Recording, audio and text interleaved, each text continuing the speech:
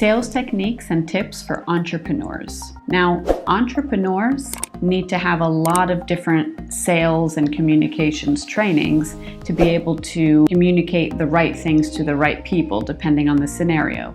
So whether you're trying to get an investor on board or whether you need to hire some employees and convince them to work with you in your vision with your company for a lower than stellar salary, most likely, or whether you need to sign up new clients, entrepreneurs need all of these different sales and follow-up skills and persuasion skills at some point. In this video, what we're going to talk about is how to sign up new clients and some tips and techniques to help you do that.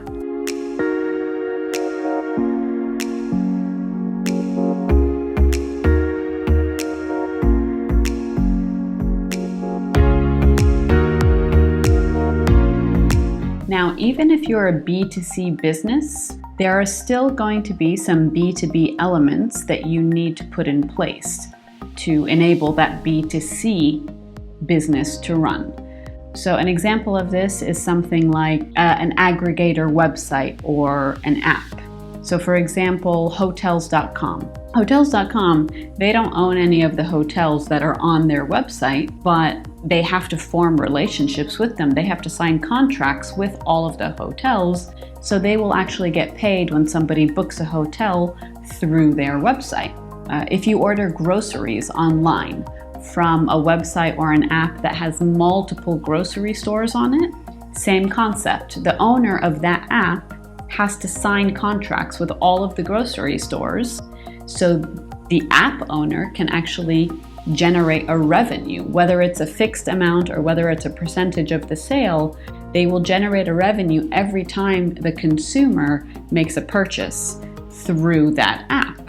So similarly, if you have a health food website, and let's say you have products from multiple suppliers on your website for sale, you need to have relationships and you need to have signed contracts with all of those suppliers. So again, even if your business is B2C, you will still need some B2B elements in place in order for that B2C business to be able to run.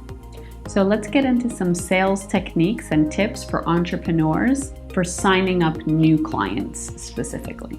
Now, the first tip I'm going to give you is this. Signing up clients as a new startup or a new company in general is more challenging than if your company has been around for a long time. And that is very simply due to the fact that most clients that you're going to pitch or try to sign up are, in general, are going to be hesitant to work with a brand new company that they've never heard of, unfortunately. Now, this applies even if you don't charge any upfront fees. Even if you're only charging, let's say, a percentage of the goods that are sold after they're sold, the concept still applies. And this happens simply because in most cases, a lot of the companies, they've been pitched by so many companies over the years, and they're just probably a little bit hesitant to just jump on board, even if your business concept sounds amazing and so unique, simply because they've seen so many companies come and go that a lot of companies now are very hesitant or very weary to just get started with any company because they have limited resources, limited time, and they need to be selective about where they spend their energy. So, what is the solution for this? The best technique that you can use to overcome this is having a very strong follow-up game. Now, I have an entire course on B2B follow-up, but here are some high-level things that you should be doing in your follow-up, especially in this scenario as a startup entrepreneur. So the first thing that you want to do as part of your follow-up process is you want to make sure that you have constant updates being sent to the client. And this can be in all different forms. It can be industry-specific news. It can be about how you've acquired so many users on your app or your website.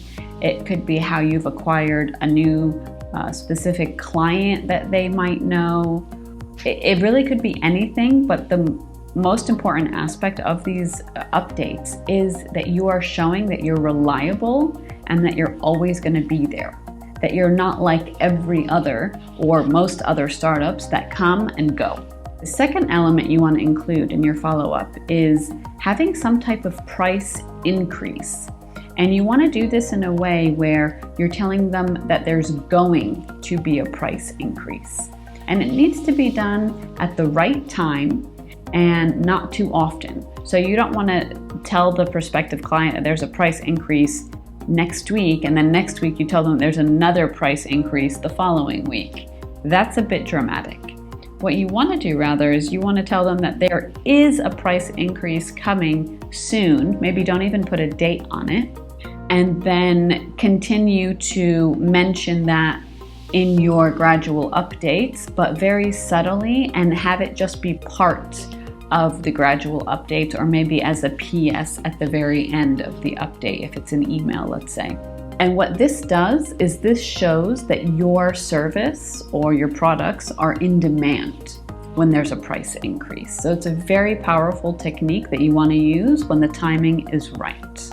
Another technique that you can use in your follow-up is to show scarcity. So you could say something like your spots are limited this month, but you can still hold one for that particular client if they sign up, by Tuesday at 3 p.m. So creating scarcity is a very smart technique, and it creates FOMO, which is, comment below if you know this, which I hope you do. If you're in sales, you should definitely be familiar with FOMO and be using it all the time. But it's fear of missing out.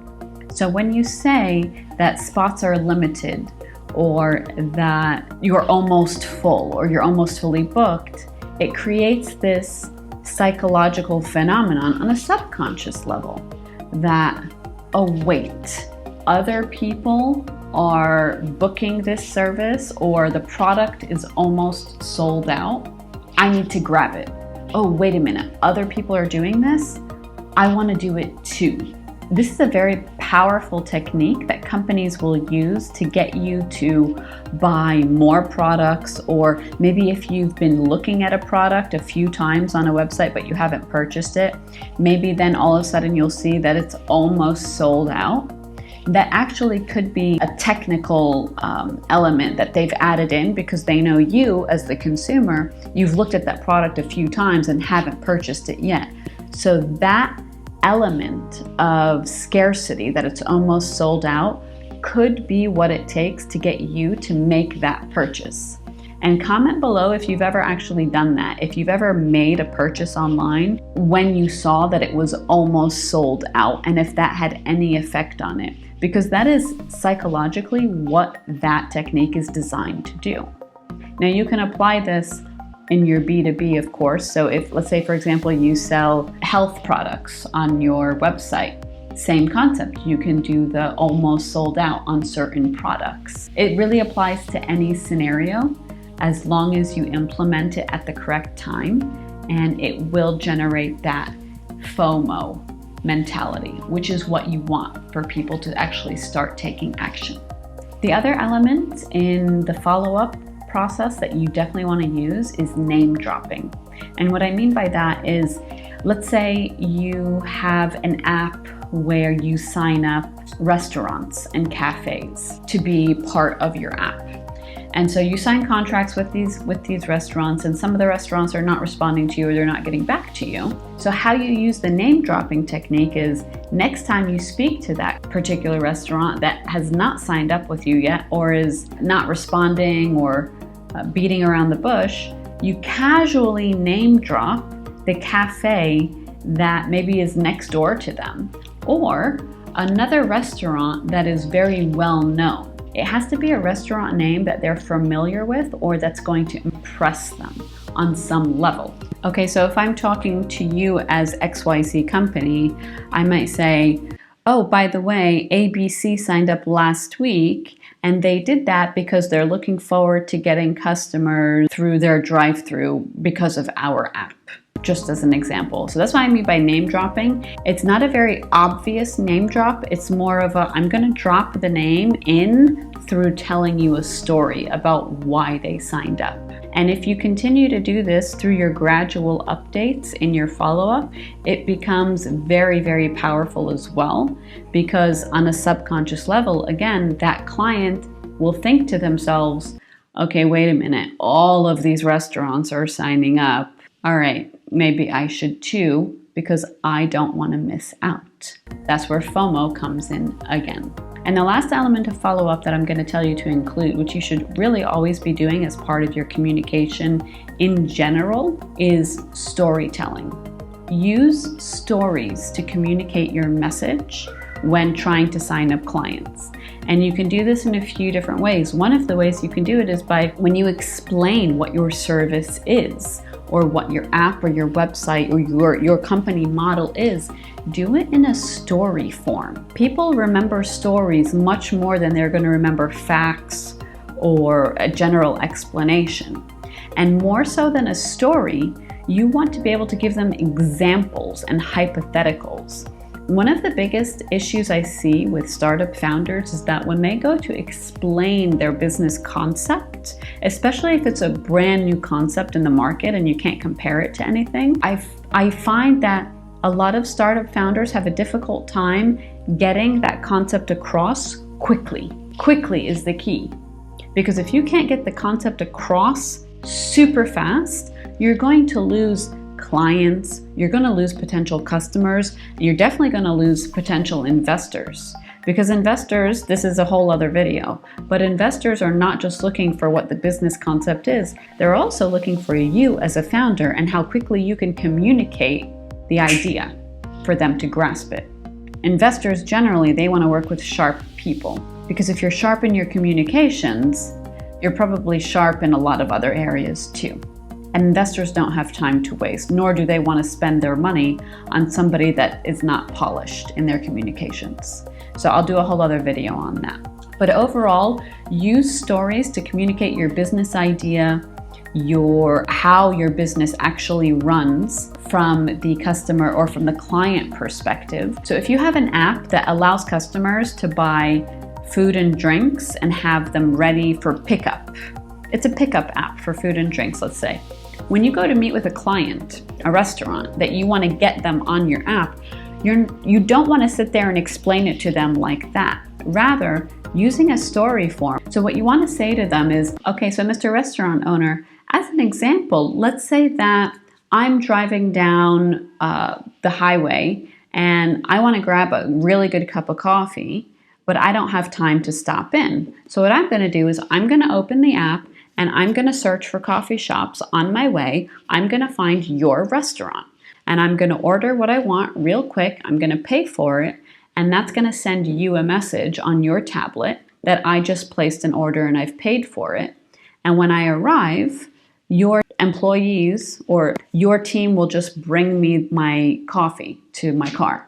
So this is an example of how I would convey what my business actually does and what it's going to do for the restaurant without giving them straight facts. I'm giving it to them in an example or a story format, which allows the business owner to digest the information much easier and retain it. They will remember it much better this way. And this applies to anything. It literally doesn't matter what industry you're in. You always want to use a story to convey your ideas because they're going to remember it much easier. Okay, so considering that clients are generally hesitant to sign up with new startups, I want you to expect a longer sales cycle. And this is really important that you're expecting a longer sales cycle, because if you go in with the reverse mindset that, oh, I'm going to close this client right away, you're going to most likely be disappointed and maybe even start doing less and less because the results are not coming in as fast as you want them to. Okay, so if you're expecting a longer sales cycle, it'll be better to help you maintain your emotional stability, which is very important as an entrepreneur. That's the next tip. Now, when you're expecting a longer sales cycle, I'm not saying you will have really long sales cycles, but it's important that you at least factor that in as a serious possibility just because you're new and because clients are hesitant to sign up with new companies. Now, having said that, What I recommend that you do to shorten the sales cycle is to use urgency to get clients to sign up. So you can use things like time-based incentives to sign up. Really simple. So as you're following up with the clients, you're telling them stories, you're giving them client success examples, you're name dropping, you're doing all the right things, and you're constantly in touch, which shows that you're reliable, you're not going anywhere, maybe the price is increasing. Then you also gradually drop in there a time-based incentive, like they can get maybe a certain percentage off. Or let's say you're charging a commission normally of 15%. If they sign up before next Wednesday, that 15% will drop to 13% for the first 6 months, let's say. Something that's time-based, and sprinkle that in your follow-up, and it will really be a nice addition. So give this video a like if you enjoyed these sales techniques and tips for entrepreneurs, and send this to another entrepreneur that you think this can help. And if you like the follow-up tips, I have a full course on B2B follow-up in Sales Society. And in the link below, you can get 3 days completely free trial. So you can actually go through the entire course in 3 days if you wanted to. And if you haven't subscribed, go ahead and do that now so you don't miss the next video. The upcoming videos for entrepreneurs, I'm going to explain how to pitch a virtual business that you haven't even built yet. So for example, if you have an app or a website that you're about to launch, but it's not quite done yet, it's not even ready to the point where you can show prospective clients, I'm going to teach you some visualization techniques that you can do with clients that you want to get onto your app to get them to sign up before they ever even see it. So subscribe if you haven't yet, and I'll see you in the next video.